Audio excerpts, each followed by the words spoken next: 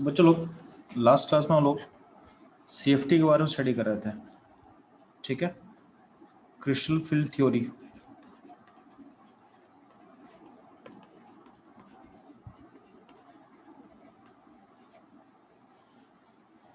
ठीक है। जब हम क्रिस्टल फील्ड थ्योरी के बारे में स्टडी कर रहे हैं तो इसमें हम लोग आपका 6 लिगेंड के केस के बारे में स्टडी करना सीखे थे अभी।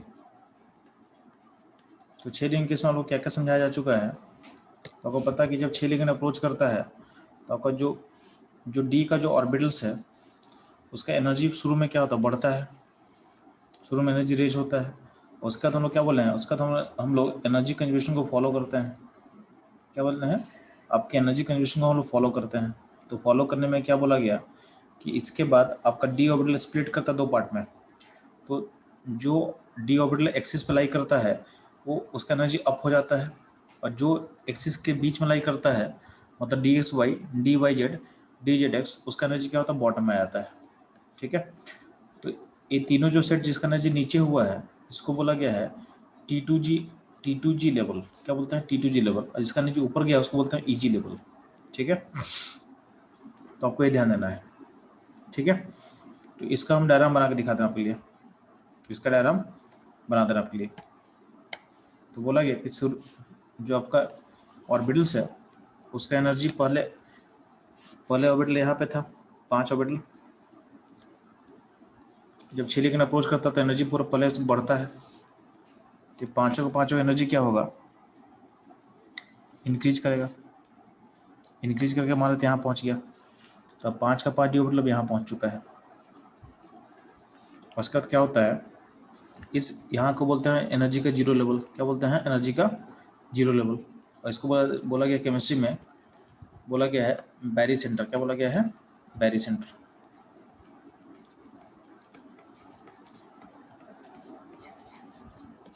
ठीक। अब बोला गया अब जो लिगेंड अप्रोच करता है तो इसमें 2 पार्ट में बढ़ता है। तो इसके बाद ऑर्बिटल 2 पार्ट में बढ़ता है, यानी यहाँ के बाद एनर्जी कंजर्वेशन को फॉलो करना है और 2 पार्ट में बटेगा। तो बोला गया है कि ऊपर जो ऑर्बिटल जाएगा तो कौन कौन जाएगा, तो ऊपर दो ऑर्बिटल ऊपर जाता है। कौन कौन जाता है, तो d s square y square जाएगा एंड डी जे स्क्वायर जाएगा, ठीक। अब बाकी 3 ऑर्बिटल नीचे आता है, तो d x y, d y z, d h नीचे आता है। इन ऑर्बिटल को कंबाइंड फॉर्म बोलते हैं ईजी ऑर्बिटल। क्या बोलते हैं, ईजी सेट। और इसको बोला गया है T2G सेट। क्या बोला गया है, T2G ऑर्बिटल्स। और ध्यान देना ये एनर्जी का जीरो लाइन है। तो अगर इस पूरे यहाँ पे स्प्लिटिंग हो रहा है, यहाँ पे डी ऑर्बिटल का स्प्लिटिंग हो रहा है। स्प्लिटिंग का रीजन हम लास्ट क्लास में डिस्कस कर चुके हैं। स्प्लिटिंग को हम डेल्टा नोट अगर बोल रहे हैं, यहाँ से जो एनर्जी का गैप आपको दिख रहा है इस गैप को अगर हम डेल्टा नोट बोलते हैं, डेल्टा नोट, तो हम लोग इसको हम लास्ट क्लास निकाल दिखा चुके हैं कि जो बॉटम का जो ऑर्बिटल्स होगा वो ओरिजिन से नीचे है तो क्या -0.4 डेल्टा नोट नीचे होगा, और ऊपर का जो ऑर्बिटल होगा वो ओरिजिन से ऊपर यानी जीरो लाइन के ऊपर में है। तो इसका जो वैल्यू होगा उस लाइन से कितना ऊपर होगा, तो +0.6 डेल्टा नोट ऊपर होगा, ठीक है। नीचे आपको समझ आ चुका है। तो अभी ध्यान देना यहाँ हम बात किए थे कि अगर इलेक्ट्रॉन्स के बारे में क्या होता है। तो ध्यान देना कि अगर मान लेते हैं कि डी में एक इलेक्ट्रॉन होगा, तो अगर एनर्जी ऊपर जाएगा, एनर्जी और ऊपर जाएगा तो इलेक्ट्रॉन भी का एनर्जी ऊपर जाएगा। और इलेक्ट्रॉन फिर अगर इसमें फिर से देखोगे और फिर से स्प्लिट होगा तो इलेक्ट्रॉन पहले कहाँ जाना चाहेगा, तो पहले नीचे जाना चाहेगा। हमेशा सिस्टम किसको अडॉप्ट करना चाहता है, जहाँ पर एनर्जी का लोअर हो। तो डी का इलेक्ट्रॉन यहाँ जाना चाहेगा, इधर, ठीक। D2 होगा तो D2 का में इलेक्ट्रॉन भी क्या होगा, अगर एनर्जी बढ़ेगा तो इसका एनर्जी बढ़ेगा, ठीक है। और फिर से अब स्प्लिटिंग होगा तो किस ऑर्बिटल को ऑक्यूपाई करना चाहेगा, जिसका एनर्जी लोअर होगा। तो D2 में ऐसा होगा, ठीक है। D3 में देखते हैं, तो D3 में क्या, इलेक्ट्रॉन यहाँ मान लेते हैं, एनर्जी अप होगा तो क्या होगा, इलेक्ट्रॉनों का एनर्जी भी अप होगा। अब जब ये स्प्लिट हो रहा होगा तो इस इलेक्ट्रॉन के पास ऑप्शन है, जहाँ एनर्जी लोअर हो वहाँ जाएंगे। तो यहाँ चला आया, यहाँ तक कोई प्रॉब्लम नहीं होगा, यानी D1 D2 D3 में ऐसा होने वाला है। प्रॉब्लम स्टार्ट होता है D4 से। D4 में क्या हो प्रॉब्लम है, तो ध्यान देंगे D4 में इलेक्ट्रॉन यहाँ पे मान लेते हैं, ठीक है। तो इलेक्ट्रॉन जो है जब एनर्जी बढ़ेगा डी ऑर्बिटल का, तो इसे ये भी यहाँ पहुँच चुका है। अब जब एनर्जी बढ़ेगा तो जो ऑर्बिटल है ये ऊपर की तरफ मूव कर रहा है, तो ये यहाँ जा सकता है। तो केस 1 है आपके पास, केस 1 है। केस 1 में क्या बोल रहे हैं कि ये ऊपर डी चला जाएगा। तो नॉर्मली यही होना चाहिए था, नॉर्मली यही होना चाहिए था। बट यहाँ पे एक और पॉसिबिलिटी होता है, एक और पॉसिबिलिटी पॉसिबल है कि अगर मान लेते हैं कि इलेक्ट्रॉन ऊपर ना जाके, यानी जो नेचुरल ट्रेंड होना चाहिए था उसको ना फॉलो करके अगर इलेक्ट्रॉन नीचे, क्योंकि देखो नीचे का जो ऑर्बिटल्स है वो हाफ फील्ड है ना, हाफ फील्ड मतलब उसके पास अभी भी इलेक्ट्रॉन की कैपेसिटी है, उसके पास अभी भी सब में एक एक इलेक्ट्रॉन और भी एक्सेप्ट करने की कैपेसिटी है। तो या तो D4 में ऊपर जाएगा, ये केस 1 होगा, ठीक है, यानी केस 1 होगा, ठीक। या फिर एक और पॉसिबिलिटी है D4 केस में कि ऊपर का जो इलेक्ट्रॉन गया हुआ है वो ऊपर का इलेक्ट्रॉन नीचे की तरफ मूव कर सकता है, यानी इलेक्ट्रॉन नीचे जंप कर जाएगा। अगर यहाँ से नीचे गिर गया तो क्या होगा, यानी इलेक्ट्रॉन यहाँ से जंप करके यहाँ आ जाए।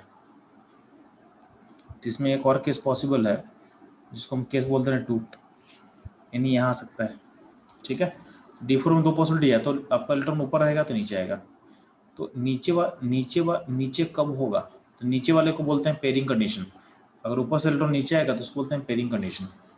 तो अगर मान लेते हैं कि ऊपर का इलेक्ट्रॉन अगर नीचे आ रहा है, ऊपर का इलेक्ट्रॉन अगर नीचे आ रहा है तो उसमें एनर्जी का चेंज क्या होगा, समझो आप ध्यान से। तो यहाँ पे 2 प्रोसेस हो रहा है। आप क्या कर रहे हो, ऊपर का इलेक्ट्रॉन नीचे आ रहा है, तो हम लोग क्या माने थे कि इलेक्ट्रॉन का चार्ज को बोलते हैं -1 यूनिट, ये हो गया इलेक्ट्रॉन का चार्ज। और डेल्टा नोट आपका पोटेंशियल डिफरेंस है, डेल्टा नोट आपका पोटेंशियल डिफरेंस है। तो ऊपर से जब नीचे चार्ज गिरेगा तो आपका उस फॉल में आप माइनस डेल्टा नोट एनर्जी को क्या करोगे, रिलीज करोगे। सिंपल सा बात है ना कि आपका इलेक्ट्रॉन ऊपर से नीचे आएगा तो minus delta naught energy release करेगा, क्योंकि चार्ज को -1 मान लिए, -1 इंटू डेल्टा नोट ये हो गया आपका पोटेंशियल डिफरेंस, यानी पोटेंशियल एनर्जी। तो जब इलेक्ट्रॉन ऊपर से नीचे आएगा माइनस डेल्टा नोट एनर्जी को रिलीज करेगा। और साथ में क्या हो रहा है, पेयरिंग हो रहा है, साथ में नीचे आके क्या पेयरिंग हो रहा है। तो ध्यान देना, पेयरिंग जो प्रोसेस होता है, pairing process is repulsive in nature. Pairing process is repulsive. क्यों रिपल्सिव होता है, क्योंकि पेयरिंग करने में क्या करते हो, आपका जो दो लाइक चार्ज है उसको तुम सेम ही जगह रख दिया, तो लाइक चार्ज कभी सेम जगह आएगा तो क्या होगा, रिपल्सन होगा। तो पेयरिंग इज रिपल्सिव प्रोसेस, ध्यान देना। तो पेयरिंग रिपल्सिव प्रोसेस होगा, तो पेयरिंग करने के लिए आपको एक एनर्जी देना पड़ेगा। तो पेयरिंग को करने के लिए आपको एक एनर्जी देना पड़ता है, ठीक है। तो pairing require energy, pairing process require energy.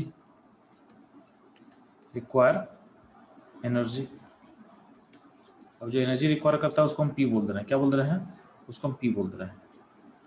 तो pairing process is repulsive require energy, और उस एनर्जी रिक्वायरमेंट को हम बोलते हैं पी, क्या बोलते हैं, कैपिटल पी।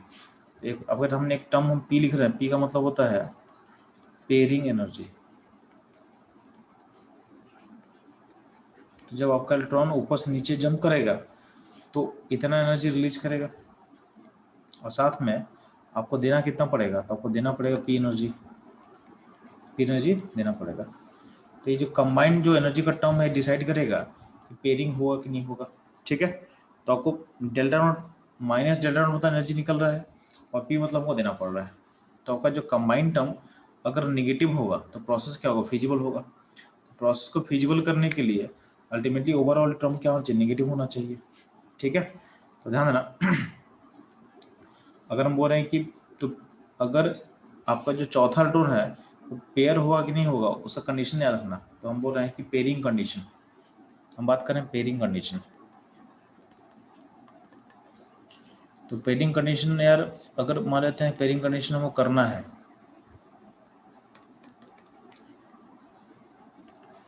तो यार आपका जो नेट डेल्टा एच जो होगा वो नेगेटिव होना चाहिए, ठीक है। नेट डेल्टा एच क्या होना चाहिए, नेगेटिव होना चाहिए, ठीक। अब डेल्टा एच का टर्म क्या है, तो डेल्टा एच पता होना चाहिए आपको कि डेल्टा एच बेसिकली क्या होता है, तो माइनस डेल्टा नोट और प्लस पी,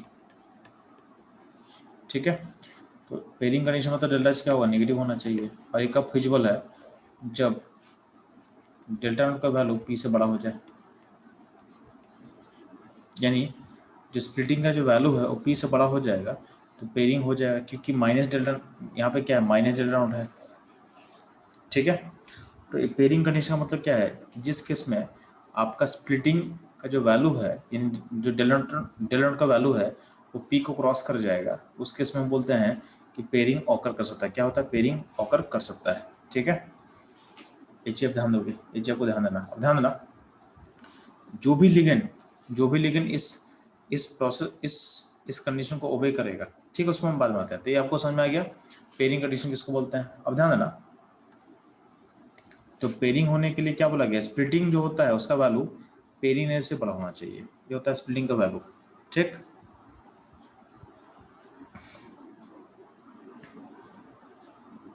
अब ध्यान देना, इसमें पॉइंट क्या है कि आपका जो एनर्जी नेट है जब पेयरिंग होगा तो minus delta not plus P होता है। इसमें पी क्या है, पेयरिंग एनर्जी है। ध्यान देना, जो पेयरिंग एनर्जी किसके लिए यूज करते हैं, तो जब इलेक्ट्रॉन को हम पेयर करते हैं उसके लिए हम बात करते हैं। तो पेयरिंग एनर्जी बेसिकली दो इलेक्ट्रॉन के बीच का रिपल्सन फोर्स को ओवरकम करने के लिए हम डालते हैं पेयरिंग एनर्जी।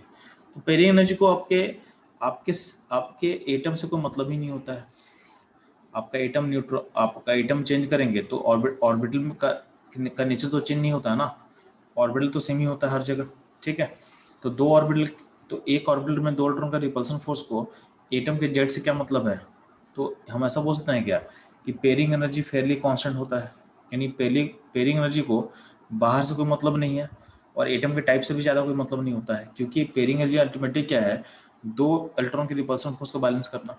अल्टीमेटली बोल सकता हूँ क्या कि पेयरिंग एनर्जी को बाहर के इन्वायरमेंट से कोई फर्क नहीं पड़ेगा, बाहर कुछ भी हो, अरे ऑर्बिटल में जो भी इलेक्ट्रॉन रहेगा उससे भी डिपेंड करेगा ना। तो ऑर्बिटल का जो इलेक्ट्रोस्टैटिक रिपल्सन फोर्स है उसको बैलेंस करने के लिए आप पेयरिंग एनर्जी दे रहे हो ना, तो पेयरिंग एनर्जी को कोई फर्क नहीं पड़ता जनरली बाहर से, इवन एटम का टाइप से भी ज़्यादा कुछ फर्क नहीं पड़ता। तो हम ऐसा बोल सकते हैं कि पेयरिंग एनर्जी क्या होगा, नियरली क्या होगा, कांस्टेंट होगा। तो पेयरिंग एनर्जी की नियरली क्या होता है, कांस्टेंट होता है। ठीक है, तो आपका जो एनर्जी नेट निकलने वाला है उसमें पेयरिंग एनर्जी क्या होगा, कांस्टेंट हो गया। लेकिन होता क्या है, जो यहाँ पे डेल्टा नोट है, तो डेल्टा नोट कांस्टेंट नहीं होता, ये वेरिएबल होता है। आपका जो स्प्लिटिंग है, स्प्लिटिंग डिपेंड करता है, यानी वो क्या होगा, वेरिएबल होगा। तो आपका डेल्टा नोट क्या है, वेरिएबल है। ठीक है, वेरिएबल क्या होता है, तो ध्यान देना, डेल्टा नोट डिपेंड करता है स्ट्रेंथ ऑफ लिगेंड पे। किस पे डिपेंड करता है, लिगेंड के स्ट्रेंथ पे डिपेंड करता है।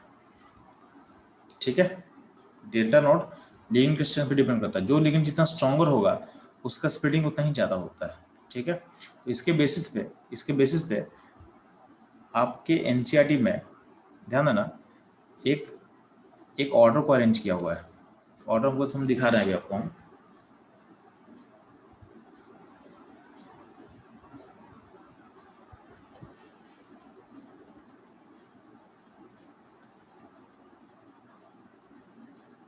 तो जो भी हम बात कर रहे हैं वो चलोगे आपके सामने एनसीईआरटी में शेयर कर चुका हूँ, देखोगे हम लोग यहाँ बात कर रहे हैं, क्रिस्टल थ्योरी के बारे में हम लोग स्टडी कर रहे हैं। ठीक है, और कौन से लिगेंड, 6 लिगेंड के स्टडी कर रहे हैं। तो ये आपको समझाया हुआ है किस तरह से अप होगा। यहाँ देखो बैरी सेंटर लिखा हुआ है जो मैं बताया हूँ आपको। ठीक है, स्पेलिंग थोड़ा सा चेक मेरा गलत था, यहाँ चेक कर लेना, बैरी सेंटर का स्पेलिंग ऐसा होता है। ठीक है, बाकी स्प्लिटिंग समझाया हुआ है।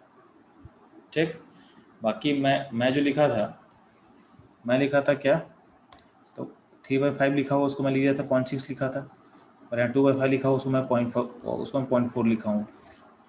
ठीक है, यहाँ पर वही चीज़ अलग से लिखा हुआ है, बाकी सारा चीज़ सेम है। तो यहाँ ध्यान देखो, इसे हम बताने के लिए क्या बोल रहे हैं आपको कि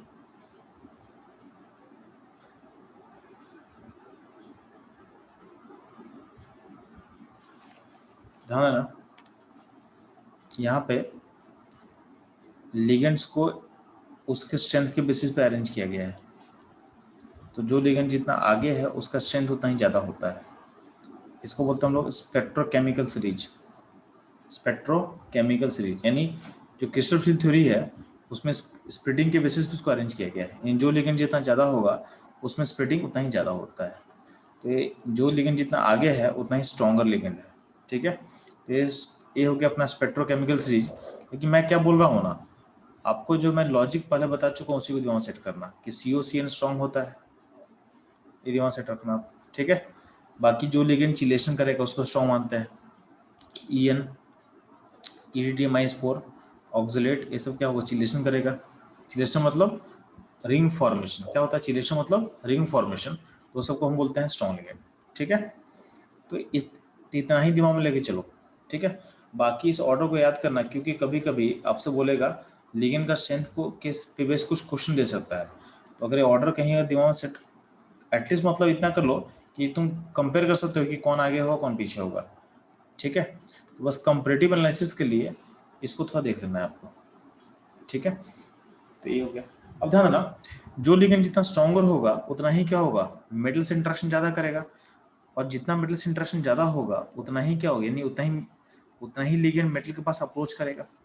तो मेटल के पास जब अप्रोच करता ज़्यादा, तो जो ऑर्बिटल एक्सिस पे लाई करेगा उसमें उतना ही पेंट्रेट करेगा, और जितना पेंट्रेट करेगा उतना ही क्या होगा, रिपल्सन बढ़ेगा। उतना जितना रिपल्सन बढ़ेगा उतना ही क्या स्प्लिटिंग क्या हो ज़्यादा होगा, उतना ही स्प्लिटिंग क्या होगा, ज़्यादा होगा। तो इसलिए बोला गया स्ट्रॉन्गर लिगेंड, जो लिगेंड जितना स्ट्रॉन्ग होगा, जो लिगेंड जितना स्ट्रॉन्ग होगा उसका स्प्लिटिंग उतना ही ज़्यादा होता है, ठीक है। तो ये यहाँ समझाया हुआ है कि जो डेल्टा नोट है वेरिएबल होता है, किस पे डिपेंड करता है, तो स्ट्रेंथ ऑफ लिगेंड पे। जो लिगेंड स्ट्रॉन्गर होगा उसका स्प्लिटिंग ज़्यादा होता है। इसके अलावा इसका डिपेंड करता है oxidation state of centre metal पे। Oxidation state of centre metal, इसका मतलब ध्यान देना कि आयरन का +2 शेड मानते हैं और आयरन का +3 शेड मानते हैं। दोनों स्टेट में लिगेंड किससे ज़्यादा इंटरेक्ट करेगा, तो लिगेंड पे चार्ज नेगेटिव है, लोन पर मतलब चार्ज नेगेटिव है, तो जिसमें चार्ज प्लस ज़्यादा होगा उससे इंटरेक्शन ज़्यादा होगा, और जितना लिगेंड इंटरेक्ट ज़्यादा करेगा, ध्यान दे अगर मान लेते हैं कि जितना चार्ज ज़्यादा है उतना ही लिगेंड क्या होगा, मेटल के पास ज़्यादा अप्रोच करेगा। और आपको पता है कि मेटल के पास क्या डी ऑर्बिटल है, तो डी ऑर्बिटल में आपको पता है कि ds² y² और dz², वो सब क्या होता है, एक्सिस पे लाई करता है। तो लिगेंड अप्रोच जब करेगा, तो लिगेंड अप्रोच करेगा तो अगर मेटल पे चार्ज हम बढ़ा दें, मेटल पे पॉजिटिव बढ़ा दें, तो पॉजिटिव बढ़ा तो क्या लिगेंड को ज़्यादा खींचेगा, जितना लिगेंड को खींचेगा उतना ही क्या होगा, लिगेंड पेंट्रेट करेगा, जितना अंदर घुसेगा उतना ही क्या होगा, लिगेंड का इलेक्ट्रॉन और डी इलेक्ट्रॉन रिपेल करेगा। फिर से मैं बोल रहा हूँ कि मेटल पे चार्ज पॉजिटिव बढ़ा दोगे तो क्या होगा, लिगेंड को खींचेगा, लिगेंड को जितना खींचेगा उतना ही क्या होगा, लिगेंड अंदर पेंट्रेट करेगा, जितना पेंट्रेट करेगा तो लिगेंड पे चार्ज नेगेटिव है इलेक्ट्रॉन के कारण, और आपका मेटल है तो मेटल का डी डी डी ऑर्बिटल में क्या होता है, इलेक्ट्रॉन्स होता है, तो जितना अंदर आएगा उतना ही डी का इलेक्ट्रॉन और लिगेंड के इलेक्ट्रॉन में रिपल्सन बढ़ेगा। रिपल्सन बढ़े तो क्या होगा, जो स्प्लिटिंग था स्प्लिटिंग का वैल्यू और बढ़ जाएगा। तो ये जो डेल्टा नोट स्प्लिटिंग हुआ है ऑर्बिटल्स में, वो वैल्यू और बड़ा हो जाएगा, और वैल्यू और क्या होगा, बड़ा हो जाएगा। तो वही चीज़ समझा रहे हैं कि जो आपका डेल्टा नोट है, तो डेल्टा नोट डिपेंड किस पे किया, तो डेल्टा नोट इन स्प्लिटिंग ये वेरिएबल क्वांटिटी होता है, ये डिपेंड किस पे करेगा, स्ट्रेंथ ऑफ लिगेंड पे डिपेंड करता है। और क्या हो गया, oxidation state of central metal, उस पर डिपेंड करेगा। और एक और फैक्टर होता है, आपके पास जो सेंट्रल मेटल होता है वो 3D फैमिली का होगा। जैसे एग्जाम्पल देख लेते हैं, मान ले जैसे आयरन है, या मान ले निकल PDPD है, निकल है, PD है और PT है मान लेते हैं। तो जैसे तुम नीचे मूव करो, इसको बोलते हैं 3D फैमिली, इसको बोलते हैं 4D फैमिली, इसको बोलते हैं 5D फैमिली। तो ऐसा देखा गया है कि डेल्टा नोट का वैल्यू सबसे हाईएस्ट होता है 5D के लिए, फिर 4D के लिए और फिर 3D के लिए। यानी आपको बोलना हम क्या चाह रहे हैं कि जो मेटल जितना ऊपर होगा ग्रुप में उसका स्प्लिटिंग कम होता है, और जितना नीचे का मेटल होगा ना उससे स्प्लिटिंग ज़्यादा होता है। क्यों होता है समझो यहाँ पे, कि जैसे जैसे नीचे मूव करते हो ना, हमारे तो 3D फैमिली है, तो 3D में क्या होता है, आउटर मोस्ट 4s होगा और यहाँ 3D होगा, यानी एनर्जी गैप काफ़ी ज़्यादा होता है। और 4D फैमिली का मेटल हो गया तो यहाँ पे क्या होगा, 5s होगा, और यहाँ पे होगा 4D, यहाँ होगा 4D। अगर हम 5D फैमिली का बात करते हैं तो यहाँ पे 6s होगा, और जस्ट सटा हुआ होगा 5D, क्या होगा, 5D। इसका मतलब अगर लिगेंड अप्रोच कर रहा है, तो लिगेंड को यहाँ पर डी में जाने के लिए बहुत लंबा डिस्टेंस ट्रेवल करना पड़ेगा। यहाँ पर लिगेंड इजीली पेंट्रेट करेगा, इजीली घुस जाएगा। तो इसका मतलब जब इजीली घुसेगा तो क्या होगा, आपके डी में रिपल्सन क्या होगा, बढ़ाएगा। रिपल्सन बढ़ाएगा तो क्या होगा, आपका स्प्लिटिंग क्या होगा, ज़्यादा होगा, यानी डी का जो स्प्लिटिंग है वो ज़्यादा हो जाएगा। ठीक है, तो ये चीज़ ध्यान दोगे कि जितना जितना जो मेटल है जितना नीचे का होगा ग्रुप में, उतना ही उसमें स्प्लिटिंग ज़्यादा होगा। क्यों? क्योंकि ऑर्बिटल के बीच में एनर्जी का बहुत कम है, तो लिगेंड को पेंट्रेट करना क्या होता है, आसान होता है। लिगेंड को पेंट्रेट करना क्या होगा, आसान होगा, इसलिए हम ऐसा बात कर रहे हैं। तो आपका जो डेल्टा नोट है वो फिर से किस पर डिपेंड करेगा, तो ऑक्सीडेशन स्टेट हो गया 5D 4D 3D समझ में आ गया आपको। तो डेल्टा नोट वेरिएबल होता है, इस पर डिपेंड करता है, इस पर इन फैक्टर पे डिपेंड करेगा, ये आपको पता होना चाहिए।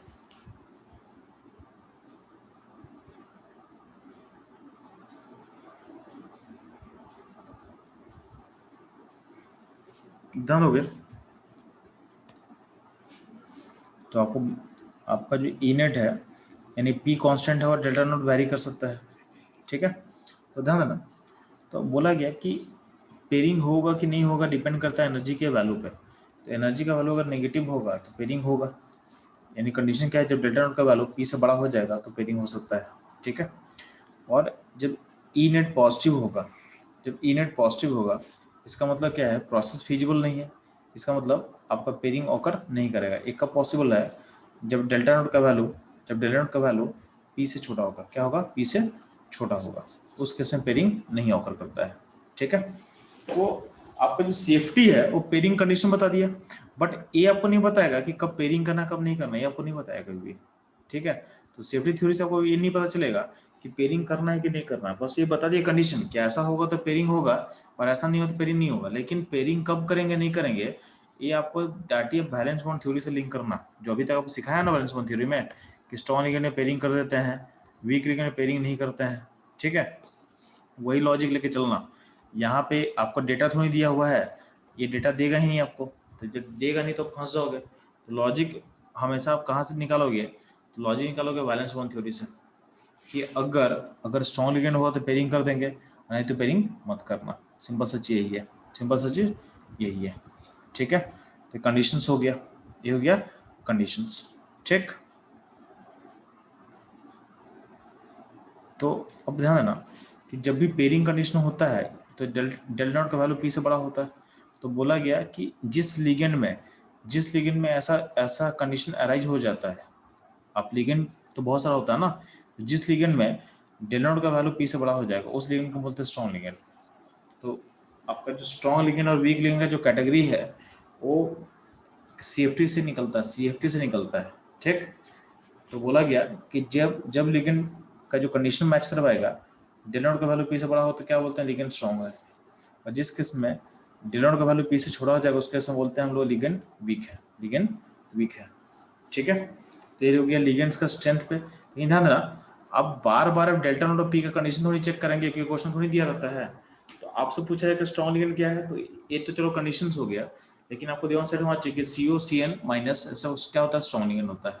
ठीक है, बाकी सारा क्या होगा, वीक लिगेंड होगा। जो भी लिगेंड पॉलीडेंटेड होगा यानी रिंग फॉर्म कर रहा होगा वो क्या होगा, वो होगा स्ट्रॉन्ग लिगेंड। यानी स्ट्रॉन्ग लिगेंड की कैटेगरी में एक और चीज ऐड की है, जो लिगेंड रिंग फॉर्म करेगा उसको हम स्ट्रॉन्ग लिगेंड में डाल सकते हैं। ठीक है, तो लिगेंड का स्ट्रॉन्ग और वीकनेस आपको समझ में आ चुका है। मैं फिर से बोल रहा हूँ कि ये कंडीशंस आपको क्वेश्चन में दिया नहीं रहता है, तो इसके बेसिस पे स्ट्रॉन्ग और वीक हमको नहीं सोचना, हमको सोचना है बैलेंस बॉन्ड थ्योरी के बेसिस पे। हाँ, जब हम एक्सप्लेन करेंगे सेफ्टी को तो बता देंगे कि ऐसा कंडीशन होता है स्ट्रॉन्ग और वीक में। ठीक, ये चीज ध्यान देना। अब ध्यान देना, अगर हम वीक का बात करते हैं यानी हम क्या बोल रहे हैं, स्ट्रॉन्ग लिगेंड रहेगा नहीं, जब ये कंडीशन फॉलो होगा तो आपको पेयरिंग करना है, आपको पेयरिंग करना है। ठीक है, और जब ये कंडीशन रहेगा तो आपको पेयरिंग नहीं करना है, आपको पेयरिंग नहीं करना है। ठीक, अब ध्यान समझ, अब ध्यान समझ सीखो। अगर मान लेते हैं कि आपके पास वीक लिगेंड है, क्या है आपके पास, वीक लिगेंड है, यानी आपका जो डेल्टा नोट है पी से छोटा है, उस केस में क्या करोगे, तो ध्यान देना, जो चौथा इलेक्ट्रॉन होगा वो ऊपर जाएगा, कहाँ जाएगा, ऊपर जाएगा। तो यहाँ पे इसको फिलअप कैसे करना है, तो इसको ध्यान देना है, ये बहुत इंपॉर्टेंट चीज बता रहा है आपको हम। जब भी आपका होगा वीक लिगेंड,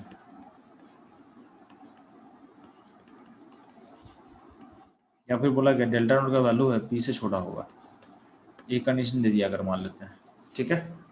तो इसमें देखो आपके पास दो सेट ऑफ ऑर्बिटल है, क्या क्या जी, ई जी एंड टी टू जी, ठीक। तो अगर मान लेते हैं कंडीशन होगा तो इसमें इलेक्ट्रॉन जब डालोगे तो इलेक्ट्रॉन ऐसे डालना आपको, पहला, दूसरा, तीसरा, यानी इलेक्ट्रॉन का नाम भी दे देते हैं, इलेक्ट्रॉन क्या है, पहला इलेक्ट्रॉन है, ये दूसरा इलेक्ट्रॉन है, ये थर्ड इलेक्ट्रॉन है, ठीक है। तो 3 हो गया। अब चूंकि डेल्टा नोट का वैल्यू पी से छोटा है तो पेयरिंग तो होगा नहीं, तो चौथा इलेक्ट्रॉन कहाँ जाएगा, ऊपर जाएगा, पांचवा कहाँ जाएगा, ऊपर जाएगा, ठीक है। तो ये हो गया फोर्थ इलेक्ट्रॉन, ये हो गया फिफ्थ इलेक्ट्रॉन, ये हो गया फिफ्थ इलेक्ट्रॉन, ठीक। अब क्या होगा जो छठा, तो पहले क्या करना, पहले दोनों लेवल को सिंगली फिलअप करना है, नीचे वाला लेवल भी और ऊपर वाला लेवल भी, दोनों को सिंगली फिलअप करना है, नीचे और ऊपर दोनों का आप क्या करोगे, सिंगली फिलअप करोगे। फर्स्ट स्टेप में आपको सिंगली फिलअप करना है और उसके बाद पेयरिंग होगा, उसके बाद पेयरिंग, यानी D1 से D5 तक पहले सिंगली फिलअप किया सबको, फिर पेयरिंग होना स्टार्ट होगा, तो ये पेयरिंग हो रहा है, तो D6, D7, D8, D9 and D10, ठीक है। तो इस तरीके से आपको 10, इस तरह से आपको 10 का 10 इलेक्ट्रॉन को डालना है, कब, जब लिगेंड वीक होगा, ठीक है, यानी pairing not occur, pairing condition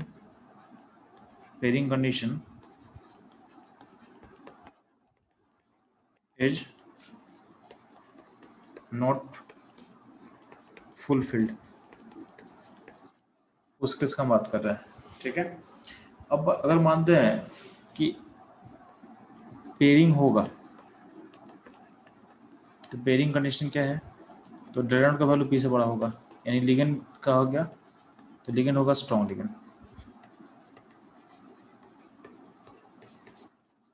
ठीक।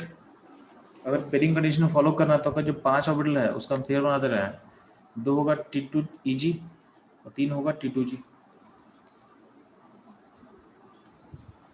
तो पांचों में अगर हम इलेक्ट्रॉन डालते हैं तो पहला इलेक्ट्रॉन यहाँ गया, सेकेंड यहाँ गया, थर्ड यहाँ गया, जो फोर्थ होगा, क्योंकि ये कंडीशन था इसमें पेयरिंग कर देना है, तो चौथा इलेक्ट्रॉन के पास पेयरिंग होने का कैपेसिटी होता है, तो चौथा इलेक्ट्रॉन, पांचवा, छठा, ठीक है। इसे नंबरिंग कर दे रहे हैं ताकि आपको देखना आसान हो, 1 हो गया, 2 हो गया, 3 हो गया, और ये हो जाएगा 4, ये हो जाएगा 5, ये हो जाएगा 6, ठीक। तो ये हुआ 6 इलेक्ट्रॉन, यानी पहले सिंगली फिलअप हुआ T2G लेवल और उसके बाद फिर पेयरिंग हुआ T2G में, ठीक है। क्यों, क्योंकि कंडीशन फॉलो हो रहा है। उसके बाद क्या करेंगे, आप ऊपर वाले में जाओ, तो यहाँ पे होगा 6 तो जा चुका है, 7वां, 8वां, 9वां, 10वां, तो ये इस तरह से आप इलेक्ट्रॉन डाल सकते हो, तो ये 7, 8, 9, 10, ठीक है। तो इस तरीके से आपको 10 का 10 इलेक्ट्रॉन प्लेसमेंट करना होगा तो ऐसे प्लेस करेंगे, यानी आपको फिलिंग का ऑर्डर बता दिए कि अगर कंडीशन दिया रहेगा क्वेश्चन में तो उसके अकॉर्डिंग आप फिलअप कर सकते हो, उसके अकॉर्डिंग आप फिलअप कर सकते हो, ठीक है।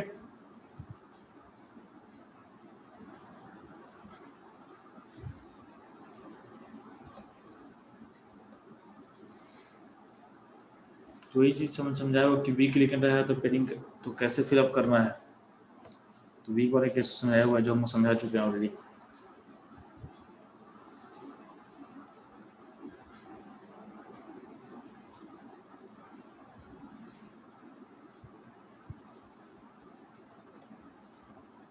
ध्यान ना, यहाँ पे स्ट्रॉन्ग लिगेंड रहेगा उस केस में बताया हुआ कैसे क्या काम करना आपको, ठीक। अब होता क्या है, एक टर्म होता है सेफ्टी में, crystal field stabilisation energy, crystal field stabilisation energy, ठीक है। इसका मतलब समझोगे, अगर मान लेते हैं कि आप, एक सेकेंड, तो अगर मान लेते हैं कि आपका इलेक्ट्रॉन नीचे आएगा, यानी पेयरिंग करेगा, तो अल्टीमेटली क्या होगा, तो अल्टीमेटली अगर नीचे देखते हो तो हम क्या बोल रहे हैं कि जो भी इलेक्ट्रॉन नीचे आएगा, जैसे हम इसका बात कर रहे हैं, जब इलेक्ट्रॉन नीचे आएगा ऊपर से तो इतना एनर्जी रिलीज करेगा और हमको पी एनर्जी देना पड़ेगा, तो कंबाइंड एनर्जी क्या हो गया, कंबाइंड एनर्जी क्या हो गया, माइनस डेल्टा प्लस पी, ये हो गया आपका कंबाइंड एनर्जी। ठीक है, तो हम बोला क्या चाह रहे हैं, जो भी इलेक्ट्रॉन नीचे आएगा वो इतना एनर्जी रिलीज करेगा, जो भी इलेक्ट्रॉन यहाँ से यहाँ जंप करेगा वो इस एनर्जी को रिलीज करने वाला है। कौन सा एनर्जी को, एनर्जी को, और उसमें उसमें को पी एनर्जी देना पड़ेगा, पी एनर्जी देना पड़ेगा। तो ओवरऑल एनर्जी का जो चेंज होता है उसको बोलते हैं सी एफ ए सी। क्या बोलते हैं, C F A C. C F A C का फुल फॉर्म है crystal field stabilisation energy, crystal field stabilisation energy. ध्यान ना, जब भी कोई कंपाउंड बनता है कुछ ना कुछ एनर्जी बाहर जाएगा सिस्टम से, और जो सिस्टम से एनर्जी बाहर जाएगा वही सिस्टम को क्या करेगा, स्टेबल रखेगा, वही सिस्टम को स्टेबल रखेगा। तो सीएफसी में बोला गया कि जो भी इलेक्ट्रॉन, देखो यहाँ से पेयरिंग कब होता है, पेयरिंग होगा, सिंपल सा बात है ना, कि आपका जो ओरिजिन था यहाँ पे कहीं था, तो ओरिजिन से यानी जो एनर्जी का जीरो लाइन से नीचे आएगा तो एनर्जी रिलीज करेगा, जीरो लाइन के नीचे से आएगा तो एनर्जी का रिलीज करेगा। तो वही बोला गया कि T2G में जितना इलेक्ट्रॉन रहेगा ना, T2G देखो T2G का लेवल क्या है, एनर्जी से -0.4 डेल्टा नॉट नीचे है, और जो EG सेट है ये T2G सेट हुआ, और जो EG का सेट है वो क्या होता है कि आपके इस लाइन से +0.6 डेल नॉट, ठीक है, इतना ऊपर होता है। तो जो भी लिगेंड जो भी इलेक्ट्रॉन T2G में आएगा उसमें एनर्जी रिलीज करेगा, और जो भी इलेक्ट्रॉन EG में जाएगा उसमें एनर्जी हमको देना पड़ेगा, इसमें एनर्जी हमको देना पड़ेगा। तो बोला गया कि जो CFC होता है उसका फॉर्मूला क्या बोला गया कि नंबर ऑफ T2G इलेक्ट्रॉन को मल्टीप्लाई कर देना -0.4 डेल्टा नॉट से, ठीक, और प्लस ये तो हो गया नेगेटिव में हो गया, number of electron of EG, EG में इलेक्ट्रॉन जो होगा उसमें क्या करना पड़ेगा, आपको प्लस डालना पड़ेगा। क्यों, क्योंकि उसमें एनर्जी आपको देना पड़ता है, उसमें आपको एनर्जी देना पड़ेगा। ठीक है, तो जितना EG में इलेक्ट्रॉन जाएगा वो क्या होता है, बेस मास से 0.6 डेल्टा नॉट ऊपर होता है, तो उसकी एनर्जी आपको देना पड़ेगा। ठीक है, प्लस इसमें एक और टर्म ऐड करेंगे हम, पेयरिंग का। जितना आप पेयरिंग करोगे उतना ही आपको एनर्जी देना पड़ता है। तो अगर मानते हैं कि आपके पास पेयरिंग n है, तो n पेयरिंग होगा तो n इंटू पी, पी मतलब पेयरिंग एनर्जी। जितना इलेक्ट्रॉन पेयर्ड होगा उतना पेयरिंग एनर्जी अप्लाई कर देना, जितना इलेक्ट्रॉन पेयर्ड होगा उतना आपको पेयरिंग एनर्जी अप्लाई कर देना है। ठीक है, तो ये हो जाएगा CFC का फॉर्मूला। इसको अप्लाई करके देख लेते हैं हम लोग थोड़ा सा, ध्यान देना। जैसे बोल देते हैं कि आपके पास D का केसेस लेते हैं हम, तो यहाँ पे जो फॉर्मूला दिया हुआ है उसमें पेयरिंग वाले को नहीं लिए हम लोग, तो इसमें पेयरिंग ऐड करो तो क्या हो जाएगा, तो number of paired electron into P कर लेंगे, ठीक है। तो इसका भी टेबल बना हुआ है। मान लेते हैं कि अगर D0 केस होगा, तो D0 केस में क्या होता है, आपका D में इलेक्ट्रॉन है ही नहीं, तो D में इलेक्ट्रॉन होगा ही नहीं, तो उस केस में क्या होगा, जो CFC होगा तो ना T2G में इलेक्ट्रॉन है और ना EG में है, तो दोनों जीरो है, क्या होगा, मल्टीप्लाई होकर जीरो ही होगा। इसलिए स्ट्रॉन्ग फील्ड हो या वीक फील्ड हो, दोनों केस में क्या होगा, D0 कॉन्फिगरेशन में जो CFC होता है, CFC होगा, उसका वैल्यू क्या होगा, जीरो होगा। ठीक है, इसका वैल्यू क्या होगा, जीरो होगा। अगर हम D1 का बात करते हैं, D1 में ध्यान देना, आप इसको पिक्चर लेके चलो ना, D1 में इलेक्ट्रॉन कहाँ आएगा, यहाँ पे आएगा, यानी T2 जब लेवल को ऑक्यूपाई करेगा, T2G का जो लेवल है वो ग्राउंड से कितना, यानी जो एनर्जी का जीरो लाइन है उससे कितना नीचे है, तो -0.4 डेल नॉट नीचे है। जैसे देखो यहाँ पे D1 केस में चूंकि T2G में आएगा तो क्या होगा, इतना एनर्जी निकलेगा, और वीक फिलिगन में भी सेम केस होगा, इतना एनर्जी बाहर निकलेगा। अब आपको लग रहा होगा दोनों को देख के, D1 D2 देख लग रहा है कि दोनों अब ऑलमोस्ट सेम ही है, लेकिन दोनों में डिफरेंस है। डिफरेंस क्यों है, क्योंकि ये है स्ट्रॉन्ग लिगेंड के लिए, ये है वीक लिगेंड के लिए। तो आपका जो डेल्टा नोट होता है, जो स्प्लिटिंग है, वो डिपेंड किस पे करता है, लिगेंड पे। तो जो स्ट्रॉन्गर लिगेंड रहेगा स्प्लिटिंग ज़्यादा होगा। इसका मतलब दोनों केस में लग रहा है दोनों सेम है, लेकिन क्या है, दोनों में क्या होता है, ए वाला बड़ा होगा। बड़ा क्यों होगा, क्योंकि आपका जो स्प्लिटिंग है इसमें ज़्यादा होगा, ठीक है। तो बच्चों लोग आज का सेशन यहीं पे एंड करने वाले हैं। इसको जो टेबल है उसको हम नेक्स्ट क्लास में खत्म करेंगे फिर से अच्छे से, ठीक है। तब तक आप लोग क्या करोगे, पीछे का सारा चीज रिकैप करते रहना, क्योंकि ऑलमोस्ट आपका कोऑर्डिनेशन का बॉन्ड खत्म होने वाला है 2-3 क्लास में, ठीक है। क्योंकि सीएफएस खत्म करेंगे जो कि अगली क्लास तक में खत्म होना चाहिए, नेक्स्ट हम लोग मूव करेंगे, ठीक है। सीएफएस खत्म करने के बाद मूव करेंगे हम लोग आइसोमेरिज्म पे। किस पे जाएंगे, आइसोमेरिज्म पे जाएंगे। तो आइसोमेरिज्म का लास्ट टॉपिक रहेगा, ठीक। सर